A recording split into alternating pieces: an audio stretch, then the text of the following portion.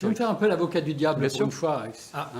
Je ne vois pas encore bien en quoi c'est le SaaS par rapport au fait d'avoir installé, je dirais, votre application dans un data center de Alma, par exemple, qui peut aussi être accessible par tous les collaborateurs, par toutes les filiales. Ce n'est pas parce que dans le data center d'Alma, vous pouvez mettre des serveurs, mettre votre logiciel dessus, et c'est accessible par les différents collaborateurs. Qu'est-ce qui est différent réellement entre le modèle SaaS et ce que je viens de dire ?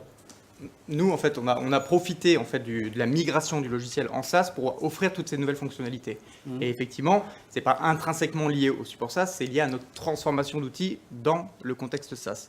Mais je dirais que l'apparition de ces nouvelles demandes, notamment en termes de workflow, etc., est liée en termes de temps à la migration SaaS des utilisateurs. Non, mais c'est vrai, c'est une question très pointue que pose Loïc et qui est celle que va devoir arbitrer un DSI. Est-ce que je le mets dans mon data center, mon cloud privé, est-ce que je le mets dans un Et moi, je pense qu'il y a d'autres fonctions additionnelles en termes collaboratifs, en termes de mutualisation des bonnes pratiques, en termes de données qui sont récupérées à l'extérieur, qui font que le client Alma va pouvoir bénéficier également de ce que vous faites avec vos autres clients, par exemple. Exactement. Et là, on est vraiment dans le SaaS. C'est plus eux dans leur petit cocon collaborant en interne d'Alma, mais c'est Alma récupérant également toute l'expertise que vous avez au travers de vos autres clients pour lesquels vous avez le pouls de vos clients qui est pris en permanence. Alors, il y a ça.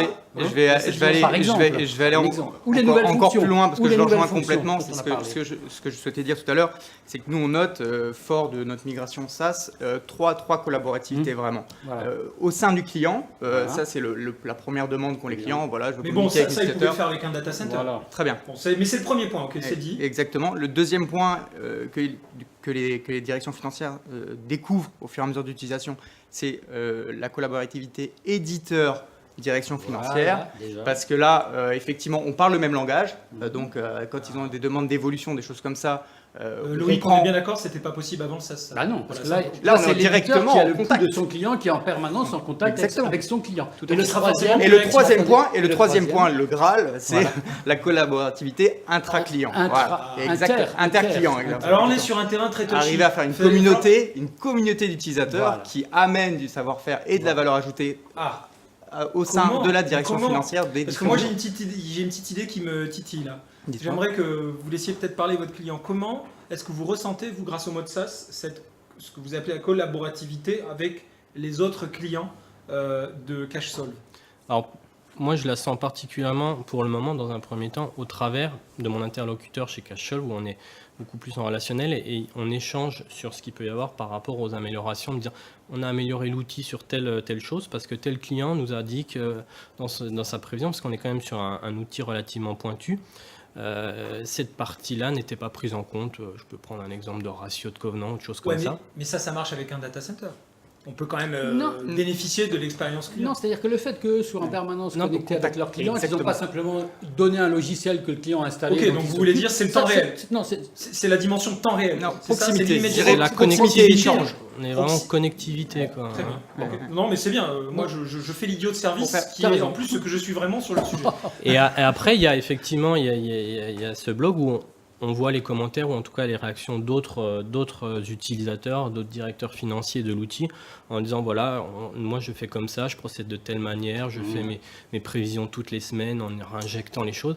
Et on voit tout de suite des choses sur lesquelles on était coupé avant, parce qu'avant on était dans notre bulle, on échangeait, mais c'était la connectivité, comme je dis, le lien était bien moins fort. Vous n'avez pas encore dit ce qui me fait vraiment rêver, moi. C'est-à-dire qu'il me semble qu'à terme, il va y avoir un assouplissement du contexte juridique pour qu'il puisse y avoir une mise en commun d'informations financières sur les clients mauvais payeurs. Avouez que vous y avez pensé. Vous ne pouvez pas nous en parler, peut-être, c'est trop tôt? Disons que c'est pas une question de trop tôt ou pas, je pense que c'est une question effectivement purement légale. C'est-à-dire qu'aujourd'hui, c'est en train de s'assouplir. Voilà. Il paraît qu'il y a du changement dans l'air. Il semblerait qu'à terme, en tout cas, il y a un travail de lobbyisme de la part de plusieurs grands groupes et de leur direction financière pour dire est-ce que nous, on ne peut pas partager des données de notation? Parce que là, pour le coup, Loïc, voilà, là, le cloud, là, c'est le saint graal absolu. Là, c'est la communication. Voilà, là, c'est la communication entre les clients. Et on commence par les bonnes pratiques, mais on peut après peut-être en arriver à un stade où on partage des données, non? Vous occuperez une place centrale dans cette logique. Exactement. Alors là, ça sera fabuleux. Nous, on s'adresse essentiellement donc, à des directions financières et donc à des trésoriers groupes.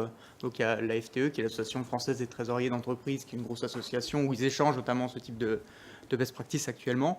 Et c'est vrai Ils que... le font déjà. Voilà, ça existe déjà en termes Il faut juste d'association. autoriser maintenant les éditeurs de logiciels à le faire. Exactement. Voilà, Au même titre qu'on est... Faut pas être hypocrite sur ce sujet-là. Au même titre qu'on est le levier actuellement dans les entreprises d'échange d'informations, c'est vrai qu'on pourrait très bien imaginer à terme que comme on a un point d'ancrage commun, qu'on puisse être ce genre de vecteur. Vous êtes le hub après. Exactement. Et oui.